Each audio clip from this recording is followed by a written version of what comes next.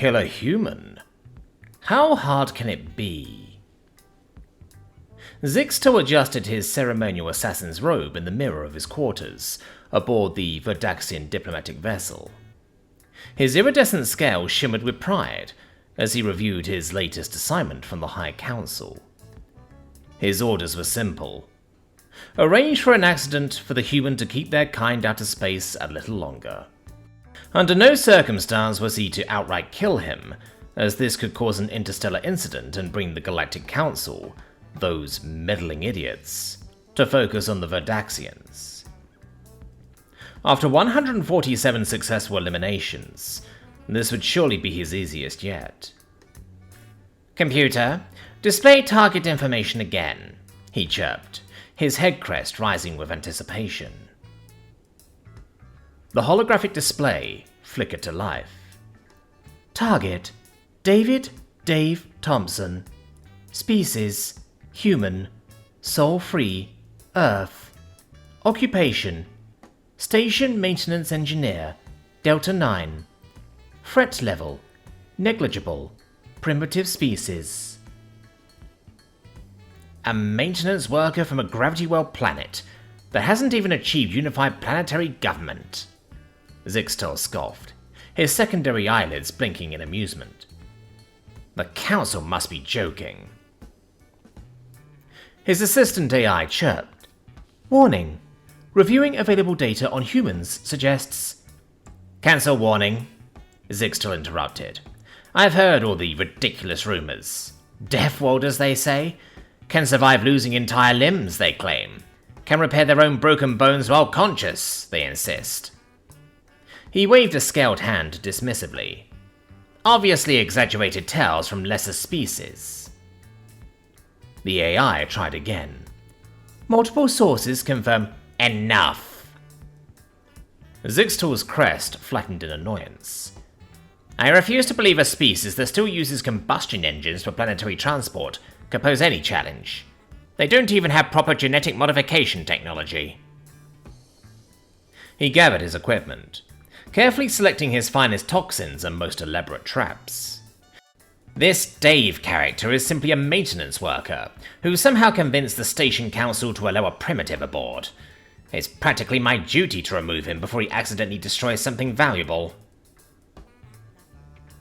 As Zyx'tal boarded his shuttle to Station Delta 9, he reviewed his initial plan. I'll start with something simple. Perhaps the neurotoxin from the Crimson Peaks of Vega 7. Even the hardiest species can't survive that. The shuttle's AI made one final attempt. Sir, regarding humans and toxins. Log entry, Zyx'tal announced, ignoring the AI completely. Beginning operation remove primitive. Estimated completion time, 1 standard cycle. Method, elegant and untraceable. This will be my easiest assignment yet. The shuttle docked with Station Delta 9, and Zyx'tal slithered gracefully into the arrival area, his ceremonial robes replaced with standard diplomatic attire. As he checked in with station security, a loud whistling echoed down the corridor. A pink-skinned biped in a grease-stained jumpsuit walked past, carrying what appeared to be a primitive kinetic energy tool called a wrench. The human was actually whistling an off-key tune while heading toward the station's primary reactor section. Excuse me. The human paused, smiling broadly at Zyx'tal. You look lost. Need directions? No thank you, Zyx'tal replied stiffly, fighting the urge to recall from the primitive. I am quite capable of navigating. Sure thing. Name's Dave, by the way. If you need anything fixed, just give me a shout. The human continued whistling as he walked away. Zyx'tal watched him go, his crest twitching in disbelief. This was his target? This cheerful, disheveled creature? This will be over by dinner, he muttered, slithering toward his assigned quarters. What could possibly go wrong?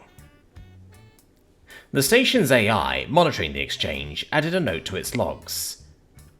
Probability of amusing events in next 24 hours, 98.7%. Activating entertainment recording protocols. Zyx'tal has spent 3 hours meticulously preparing the perfect scenario. The vial of Veridaxian fire extract sat innocently on his desk. A substance so potent, it was classified as a Class 1 biological weapon on 17 different worlds. Even a single drop had been known to dissolve the digestive systems of most carbon-based life forms. He had carefully crafted his cover story, a diplomatic gesture of sharing his homeworld's cultural heritage. The liquid's deep red colour and slight luminescence made it appear exotic enough to pique interest, but not suspicious enough to trigger the station's security protocols. When Dave arrived at the station's communal dining area for his lunch break, Zyx'tal was ready. He'd positioned himself at the perfect intersection of casual and deliberate. "Ah, Dave," Zyx'tal called out, forcing his crest to remain relaxed despite his anticipation. "I wanted to thank you for your welcome yesterday. I brought a traditional delicacy from my homeworld to share." Dave's face lit up with genuine interest. "No kidding. That's awesome. I love trying new things. What is it?" "This," Zyx'tal said reverently, removing the ornate vial, "is the sacred fire extract of Vertex Prime. Our warriors use it in coming-of-age ceremonies. Very few species can even handle being in the same room with an open container." He paused dramatically.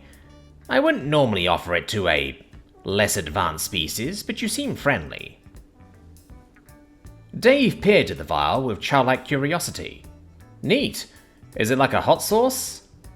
"Hot sauce?" Zyx'tal's translator struggled with the concept.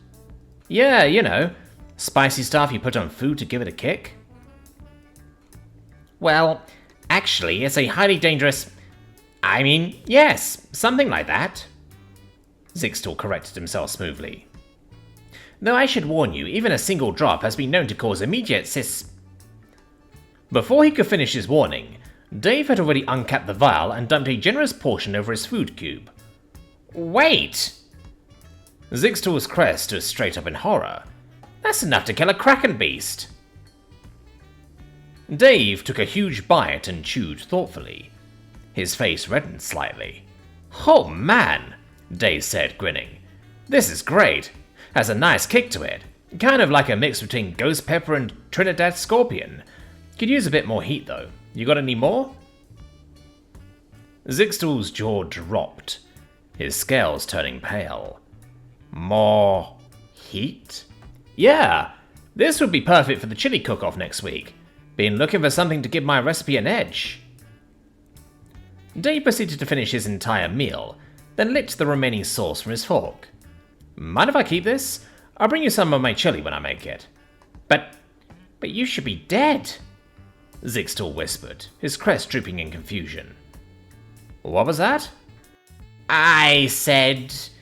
it's all yours?" Zyx'tal managed weakly. "Thanks, buddy. You're the best." Dave checked his chronometer.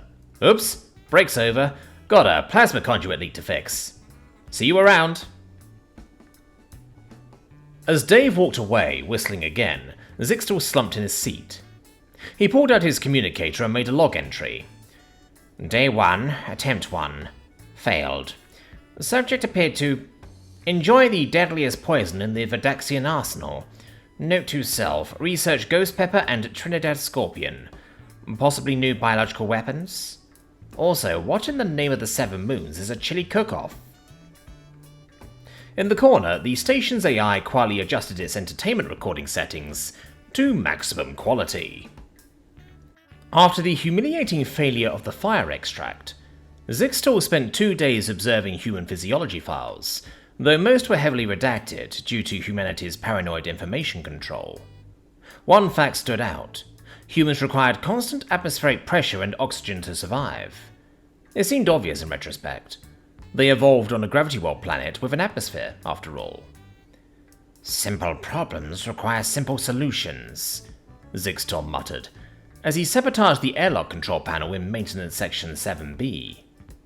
His scales rippled with satisfaction as he encrypted the override with a Verdaxian military-grade lockout sequence. Even the station's AI would need hours to crack it. Right on schedule, Dave's comm badge chirped with the maintenance alert Zyx'tal had fabricated. The human's cheerful voice responded immediately. "On my way. Probably just those pressure seals acting up again." Zyx'tal positioned himself around the corner, secondary eyelids widening in anticipation. As soon as Dave entered the airlock to check the seals, he would trigger the emergency purge. The human would be exposed to hard vacuum for at least 15 minutes before anyone could override his lockout. Dave's whistling echoed down the corridor. Today it was something about taking the last train to Georgia, whatever that meant. Zyx'tal's crest twitched in irritation. Did the human ever stop making noise? "Hey, Zyx," Dave called out, spotting him. "Come to help with the maintenance?" Zyx'tal froze. This wasn't part of the plan. "I was just passing through." "Perfect timing then. Could use an extra set of hands. These seals can be tricky." Before Zyx'tal could protest, David grabbed his arm and pulled him into the airlock. The assassin's scales went pale as the inner door sealed behind them. "Now, let's see what's wrong with these. Huh, that's weird." Dave frowned at the control panel. "System showing some kind of encryption. Must be a glitch." Zyx'tal watched in horror as Dave pulled out his wrench and popped open the control panel. "Wait, don't..." The panel sparked. Warning klaxons blared. The outer door suddenly cycled open and both of them were yanked towards space. Dave grabbed Zyx'tal with one hand and a support strut with the other. "Hang on, buddy. Bit of a pressure problem." Zyx'tal's ceremonial robes flapped violently as the air rushed past them. His species could survive vacuum for exactly 47 seconds. By his count, they were at 15 seconds and climbing. "No problem!" Dave shouted over the wind. "Just need to..." He swung them toward the manual override, slammed his wrench against it twice, and somehow hit the exact sequence needed to seal the outer door. The emergency repressurization kicked in. As atmosphere returned, Zyx'tal lay gasping on the deck. Dave just stood up, brushed off his jumpsuit and checked his toolkit. "You okay there? That was a close one." Dave helped Zyx'tal up. "Good thing I've had vacuum exposure training, though this was way longer than the usual 30-second emergency drill." How long were we exposed?" Zyx'tal wheezed. "Oh, about 2 minutes, I guess. Not too bad. Had worse during my EVA certification." Dave was already examining the control panel again. Weird encryption, though. Almost looks like... Nah. Couldn't be military-grade stuff out here. 2 minutes? Zyx'tal's crest drooped completely.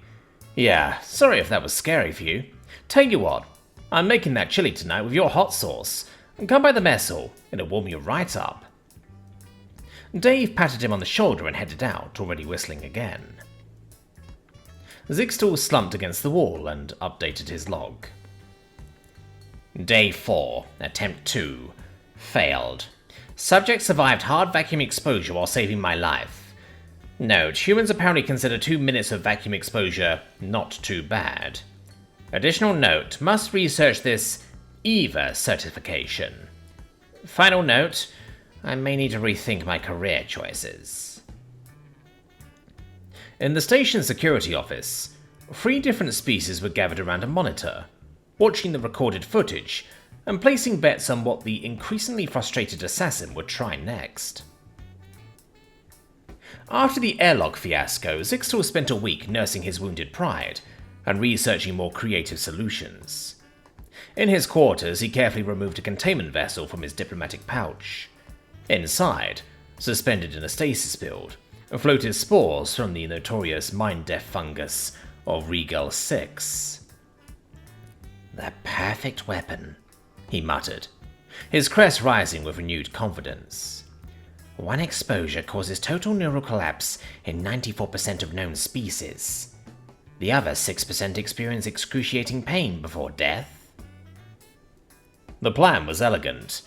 release the spores into the station's maintenance shaft, while Dave worked on the environmental systems. The human would never know what hit him.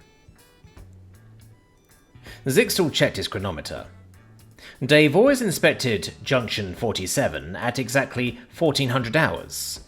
He positioned himself near a monitoring station, ready to observe through the security feeds. Right on schedule, Dave arrived, this time singing something about Lucy in the sky with diamonds. Zyx'tal triggered the remote release of the spores. The deadly purple cloud enveloped Dave completely. Zyx'tal leaned forward, anticipating the human's imminent collapse. Instead, Dave paused mid-verse and looked around in wonder. Whoa! Dave's voice came through the comm system. Dude, Zyx, you gotta come see this. The maintenance shaft is like breathing colors. And check out these fractals in the power conduits. Zyx'tal's crest flattened in disbelief. What? The lights are doing this amazing dance thing, Dave continued, sounding extremely relaxed. Man, this reminds me of that time at Burning Man when... Hey, you think the replicator could make some snacks? I'm getting seriously hungry. The deadliest neurotoxin in the galaxy is giving you munchies? Zyx'tal hissed in frustration. Oh, hey, is that what this purple stuff is? It's awesome. Everything's so groovy. The quantum harmonics are like singing to me, man. Dave chuckled, then added, Actually, I think I can see why the power efficiency is down 2%.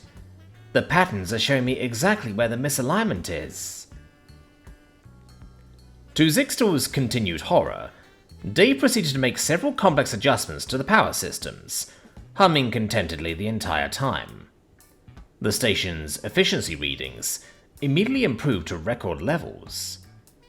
There we go, all fixed. Dave emerged from the maintenance shaft, his eyes slightly unfocused but bright. Hey, you wanna get some pizza? I'm thinking about ordering like 5 of them, with everything, and maybe some of those blue alien cookies from last week. But you should be experiencing total neural collapse, Zyx'tal sputtered. What was that? Sorry, I'm a little distracted by how amazing your scales look right now. They're like shifting through dimensions or something, Dave grinned. Actually, this is pretty mild compared to that mushroom incident in college. Remember that chili I made last week? That was way more intense. Zyx'tal slumped against the wall, as Dave wandered off toward the mess hall, now singing about following white rabbits. Log entry. Day 12, attempt 3. Failed spectacularly. Target appears to have processed the mind-death fungus as some sort of recreational substance. Station efficiency has somehow improved 23%. Note to self, research Burning Man and college mushroom incident. Additional note, consider marketing mind-death fungus as human party drug. In the station security office, the betting pool had tripled in size. The station's AI has started selling highlight reels of the failed attempts, with proceeds going to the station's recreation fund. Meanwhile, Dave ordered those 5 pizzas and shared them with the entire maintenance crew, regaling them with stories about the totally rad light show in Junction 47, completely unaware that he'd just survived his 3rd assassination attempt of the week. After the psychedelic fungal incident, Zyx'tal had spent 3 days in deep meditation, trying to understand how everything had gone so wrong. The answer came to him while watching Dave repair a gravity plating malfunction in the cargo bay. Of course, he whispered, his scales shimmering with inspiration. They evolved on a heavy gravity world. Surely extreme gravitational stress would. The plan took 2 days to implement. As Delta 9's newest diplomatic liaison, Zyx'tal had access to certain station systems. With careful manipulation, he programmed a cascading gravity failure in Engineering Section 12, Dave's primary workspace. The trap was elegant. Starting at standard 1G, the gravity would increase by 1g every 30 seconds until reaching 15g. Even species from high gravity worlds couldn't function past 8g without mechanical assistance. At 15g, organic beings typically, well, became much flatter. Maintenance alert. Gravity fluctuation in engineering section 12. The station AI announced right on cue. I got it. Dave's cheerful voice responded over the comm. Probably those new graviton regulators acting up again. Zyx'tal watched through the security feed as Dave entered the section. The gravity began its steady increase. At 3G, Dave merely adjusted his stance. Huh, that's odd. At 5G, he was moving slower but still functional. Reminds me of that centrifuge training. At 8G, while Zyx'tal's crest rose in anticipation, Dave actually started doing push-ups. Great workout opportunity. Been slacking on my exercise routine lately. At 12G, Dave was still conscious and moving, though now crawling along the floor toward the control panel. Bit heavy today, isn't it? Good thing I did all that resistance training on Jupiter Station. Just before the gravity hit 15G, Dave reached the panel and, with visible effort, managed to override the program. The gravity gradually returned to normal. Dave stood up, stretched and cracked his neck. Nothing better than a good strength training session, though the timing was weird. Right in the middle of my shift? He pulled out his diagnostic tool and frowned at the readings. These patterns. They look almost like that encrypted stuff from the airlock incident. Hey, Zyx? He called out, having spotted the assassin's observation position. You're good with computers, right? Come take a look at this. Zyx'tal reluctantly slithered forward, his scales slightly pale. You seem to have handled the gravity increase well. Oh yeah, not as intense as the training sims, but still fun. Did you know they put us through 20G in emergency procedures training? Something about being prepared for worst-case scenarios during atmospheric re-entry. Dave grinned, wiping sweat from his forehead. Though usually I wear a pressure suit for anything above 15G. Safety regulations and all that. 20G? Zyx'tal's voice was barely a whisper. Yep. Hey, while you're here, want to join me for some low-grav racquetball later? The rec deck has this awesome variable gravity court. Really gets the blood pumping. I need to go lie down, Zyx'tal managed weakly. Sure thing. Let me know if you change your mind about racquetball, Dave called after him, already back to whistling while examining the gravity controls. Log entry. Day 17, attempt 4. Failed miserably. Subject used lethal gravity trap as exercise opportunity. Apparently humans routinely train at gravity levels that would liquefy most species. Note to self, research Jupiter Station and atmospheric re-entry. Additional note. Never accept invitation to human sporting activities. In the security office, the betting pool had gone station-wide. 3 different gambling rings had sprung up, taking bets on both the next assassination method and Dave's likely positive spin on surviving it. The station's AI had started a highlight channel called Human vs. Assassin, The Failed Files, which had become the highest-rated entertainment feed in the sector. Meanwhile, Dave added unexpected gravity workout to his daily log and started planning improvements to the station's graviton regulators, completely oblivious to the fact that he just survived his 4th assassination attempt while doing calisthenics. After the gravity debacle, Zyx'tal had done extensive research on Earth's environmental extremes. The data seemed impossible. Humans lived in places ranging from minus 50 degrees Celsius to plus 50 degrees Celsius with minimal technological assistance. Surely there had to be limits. His 2-phase plan was masterful. First, trap Dave in the cryogenic storage unit. Then, after rescue, manipulate the environmental controls in the rescue area to create an instant heatwave. No species could survive such rapid temperature extremes. Phase 1 began with a fake maintenance request for the cryostorage unit. As Dave entered, Zyx'tal remotely sealed the door and dropped the temperature to minus 80 degrees.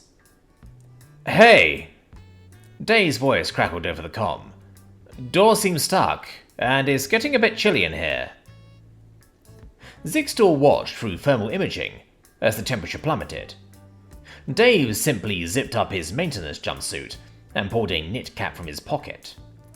"Reminds me of ice fishing in Minnesota, though I should have brought my thermos of coffee."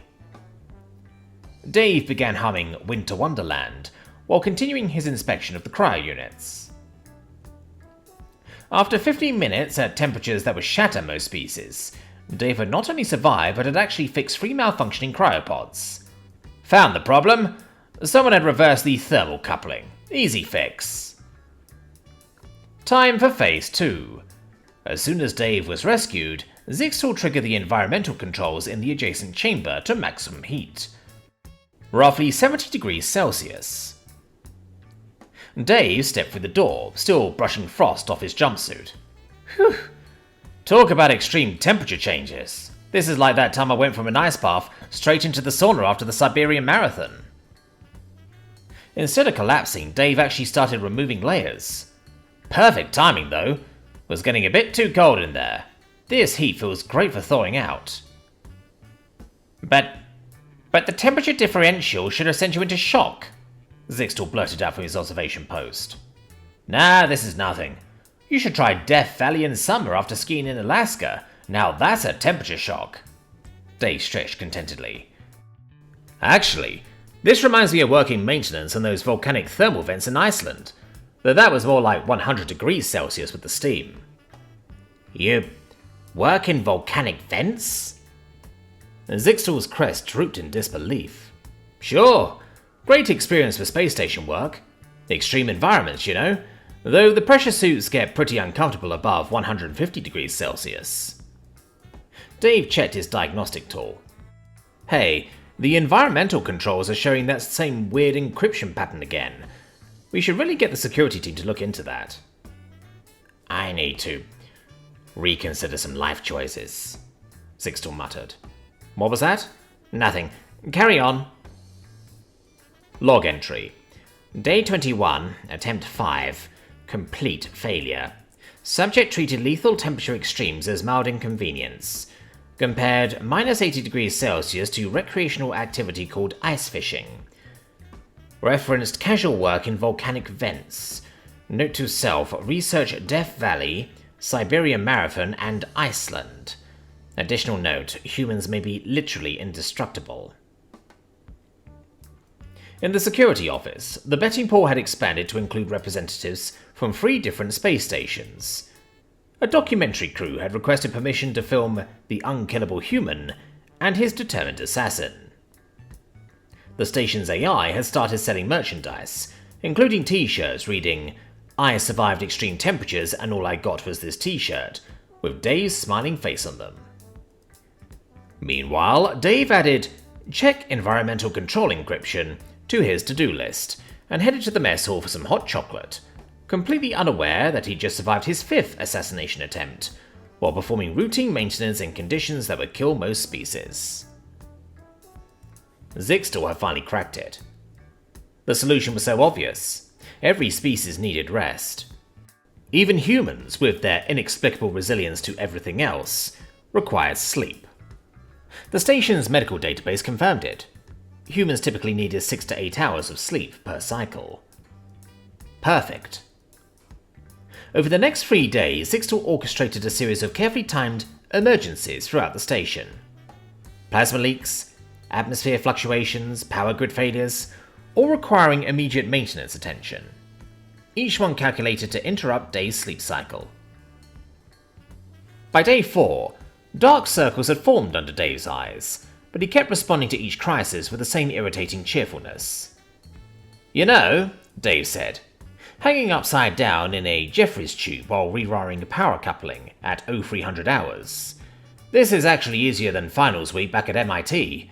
At least these emergencies make sense, unlike quantum thermodynamics at 4 AM after your sick energy drink." Zyx'tal, monitoring from his usual hidden position, felt his crest twitch. "You're not even tired?" "Oh, I'm exhausted," Dave admitted, somehow managing to whistle between sentences. "But this is nothing compared to that triple shift I pulled during the lunar base crisis. Now that was rough. 5 days straight with only power naps between reactor alignments." 5 days? Yeah, good times. Though not as bad as my residency rotation in the Mars Medical Center. Try doing emergency surgery after being away for 72 hours during a dust storm. Dave finished the repairs and dropped down from the tube. "Anyone want coffee? I'm making a fresh pot." The next 12 hours brought more emergencies, but Dave seemed to enter some kind of second wind. By hour 96, without proper sleep, he was actually getting more efficient at repairs. "It's like being back in college," Dave explained, while simultaneously fixing 3 different systems. "You hit this point where everything gets kind of fuzzy, but super clear at the same time, you know? Like that time I wrote my thesis, debugged the station's AI, and won the campus pizza eating contest all in the same sleepless week." Zyx'tal watched in horror as Dave started explaining complex engineering principles to a potted plant, while recalibrating the station's main reactor. The worst part? The calibration was perfect. Should we call medical?" a concerned Andromedan engineer asked. "Already did," Zyx'tal replied miserably. "They said his vital signs are within normal parameters for a sleep-deprived human, and something about impressive alpha wave patterns." Dave wandered past, now having an animated discussion with his wrench about the philosophical implications of quantum tunneling, while simultaneously improving the station's power efficiency by 15%. "Did you know," Dave called out to no one in particular, "that if you look at the reactor core just right, it starts looking like a giant disco ball? Reminds me of that 96-hour hackathon where we reprogrammed the university's entire defense network while having a dance party." Log entry: Day 25, Attempt 6. Catastrophic failure. Subject appears to gain new abilities when sleep deprived. Station systems operating at unprecedented efficiency levels. Note to self: research hackathon, finals week and energy drinks. Additional note: humans may actually become more dangerous without sleep. The betting pool had now attracted the attention of several major gambling syndicates. The station's AI had started a new reality show called Sleepless in Space, The Dave Chronicles, which had become must-watch entertainment across 3 sectors. Eventually, Dave crashed for 14 hours straight, but only after completing every outstanding maintenance request in the station's database, solving 3 unsolvable engineering problems, and teaching the station's AI to appreciate jazz music. When he woke up, he remembered everything perfectly, and suggested they schedule regular maintenance marathons, calling it "just like a fun college all-nighter." Zyx'tal seriously considered retiring. Zyx'tal sat in his quarters, staring at his reflection. His scales had lost their luster, and his crest hung permanently limp. After 6 failed attempts, he was beginning to question reality itself. "Computer, confirm. Is Dave Thompson actually real?" "Affirmative. Human life signs detected in Engineering Section 3. "Are you sure I'm not hallucinating? Perhaps I've been exposed to some psychotropic compound." "Your biological readings are normal, though your stress levels are elevated." Zyx'tal had spent the last week researching human vulnerabilities, and had finally found something promising. Humans, like all organic life, were susceptible to radiation. The station's medical database confirmed lethal doses for humans were surprisingly low compared to their other resistances. The plan was simple: sabotage the radiation shielding around the auxiliary reactor during Dave's inspection, exposing him to what the database claimed was 10 times the lethal dose. As Dave entered the reactor chamber, Zyx'tal remotely disabled the shielding. Warning klaxons blared. "Radiation containment failure," the station's AI announced. "Danger. Extreme radiation levels detected. Huh. Dave's voice came over the comm, completely calm. Looks like the shielding's down. Better fix that before someone gets hurt. Zyx'tal watched the radiation readings climb to horrifying levels. Dave just kept working, humming, "Walking on sunshine," while making adjustments. "Hey, Zyx," Dave called out, somehow knowing the assassin was watching. "You might want to stay back. The radiation's pretty high in here. Nothing serious for me. Reminds me of that summer I spent lifeguarding at the beach, though I should have brought sunscreen. Getting a nice tan, though." "A tan?" Zyx'tal's voice cracked. "Yeah, you know, when human skin darkens from radiation exposure, usually from sunlight, but reactor radiation works too. Though the doctor says I should be more careful after that incident at the Chernobyl cleanup site." Dave continued working, apparently unbothered by radiation levels that would reduce most species to their component atoms. "Chernobyl?" Zyx'tal whispered, his reality crumbling further. "Oh man, what a job that was.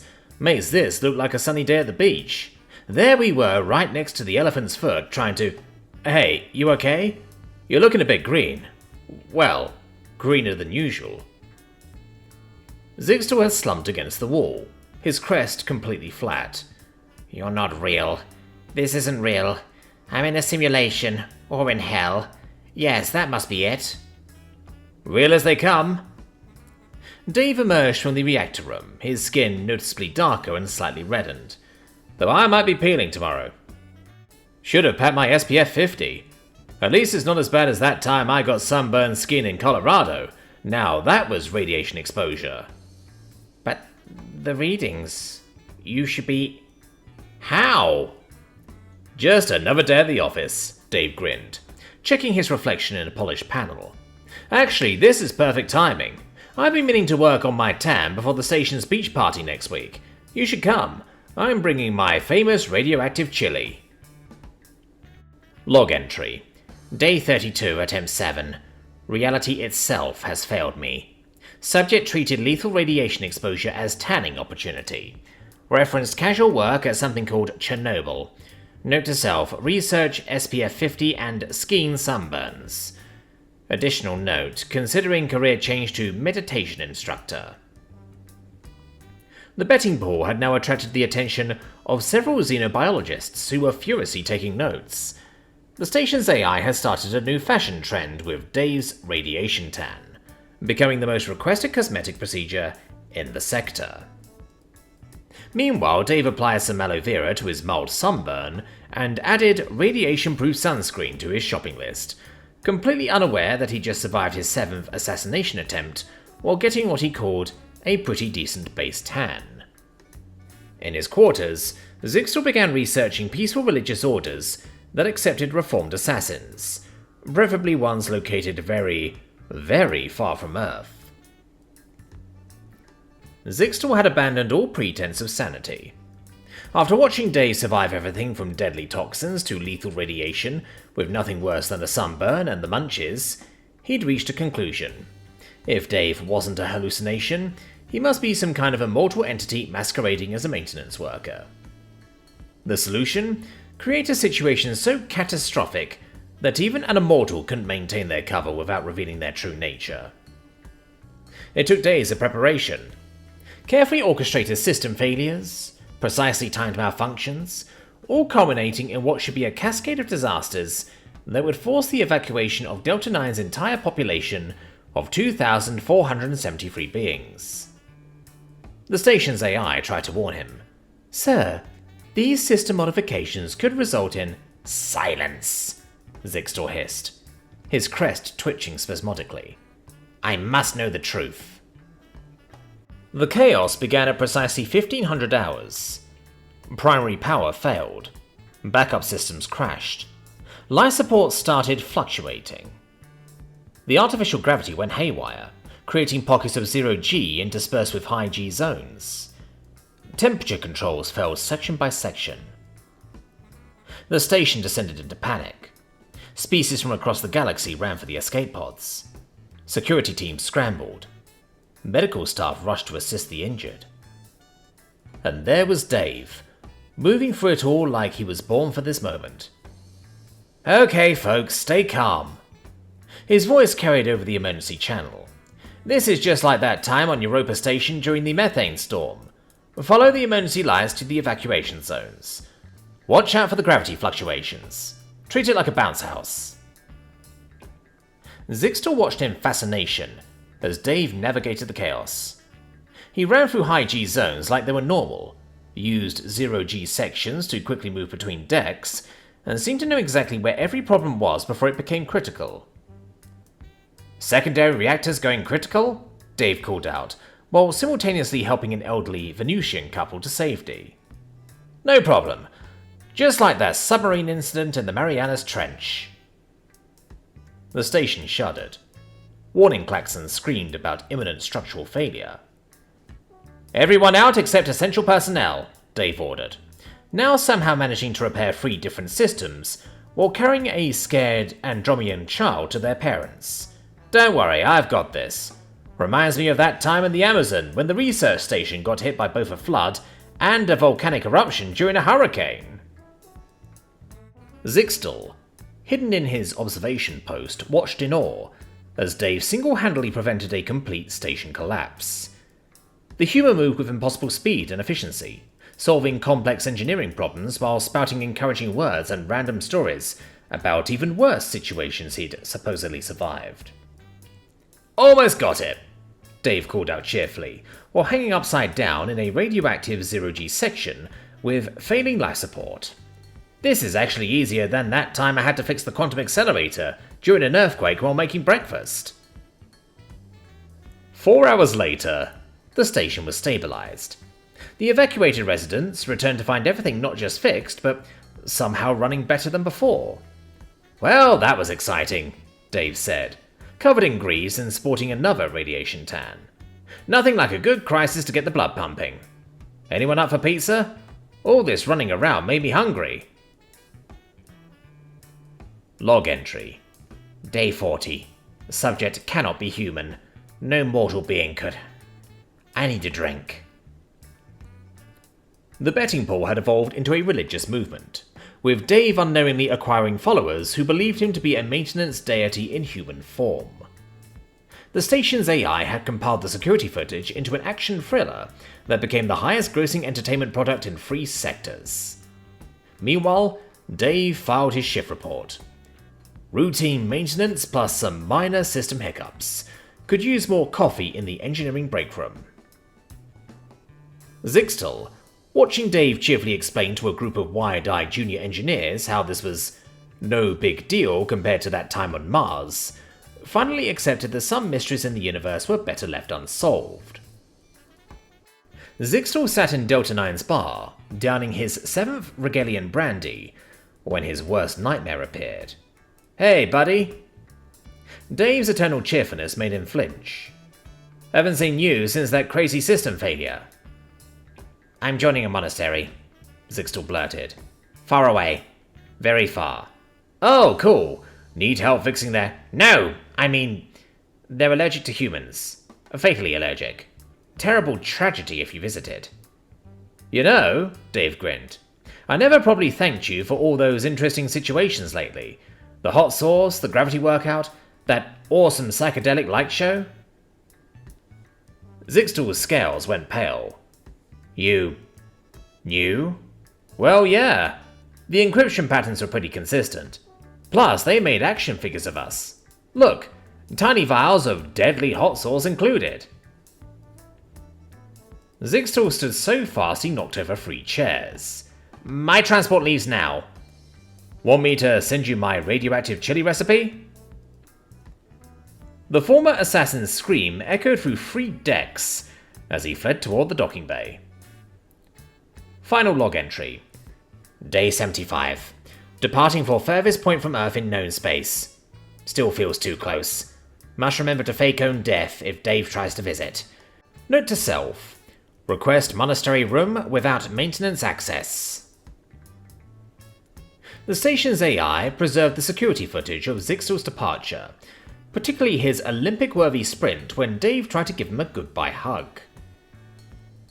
Dave kept the action figure on his workbench, occasionally using it to explain proper hot sauce safety protocols to new crew members. And somewhere in the furthest reaches of space, a former assassin still wakes up screaming about nightmares about cheerful humans whistling while surviving the impossible. The monastery's maintenance, however, has never been better.